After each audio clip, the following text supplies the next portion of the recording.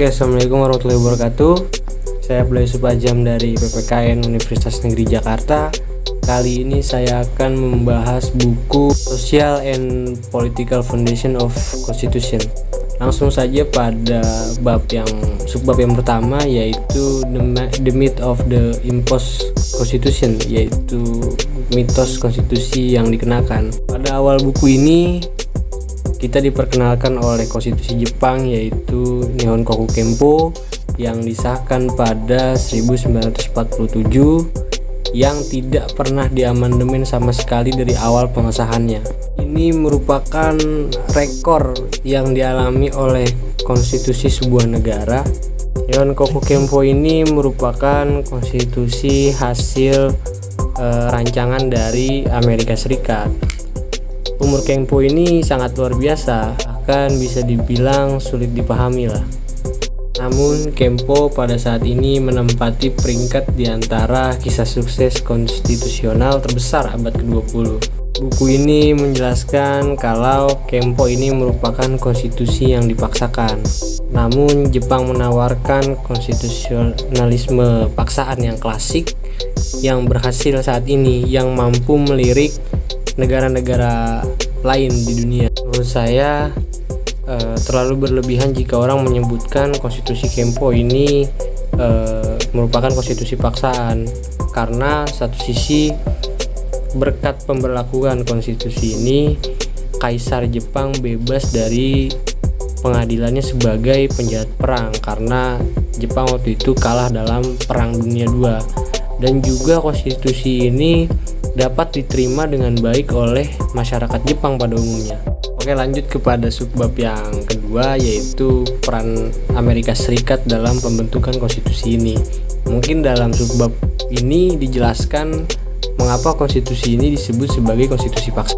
Pada kekalahannya pada Perang Dunia II, Jepang harus menerima konsekuensinya. Jenderal MacArthur, salah satu jenderal Amerika Serikat, pada awalnya berusaha mendorong Jepang untuk memperbarui konstitusinya yang dibuat oleh Amerika Serikat.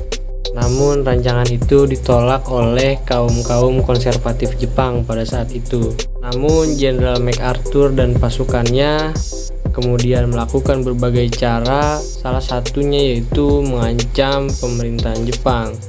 Jenderal MacArthur mengancam jika Jepang ingin menyelamatkan kaisar yang mereka cintai, maka Jepang harus menerima rancangan konstitusi dari Amerika ini.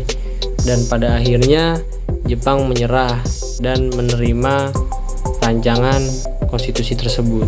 Dari sumber lain yang saya baca, Jepang ini menyambut baik usulan konstitusi Jepang ini. Namun pada buku ini saya membaca kalau memang ada permainan Amerika di balik itu semua. Lanjut kepada subbab yang ketiga, yaitu tersesat dalam terjemahan. Pasal 9 di Kempo itu dinilai membatasi aktivitas militer dari Jepang. Pemerintahan Jepang baru menyadari bahwasannya hal yang dilarang pada pasal 9 ini merupakan kekuatan militer yang dapat mengganggu keamanan internasional, perdamaian dunia. Dan Jepang baru menyadari bahwasannya pasal 9 ini lebih mengangkat kepentingan dari Amerika setelah bertahun-tahun setelahnya.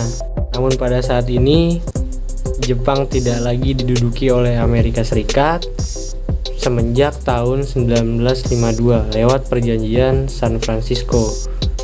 Dengan demikian Jepang dapat mengubah konstitusinya sendiri. Mungkin sekilas kalau kita membaca buku ini lebih membangun semangat kita untuk lebih mengenal konstitusi negara kita sendiri.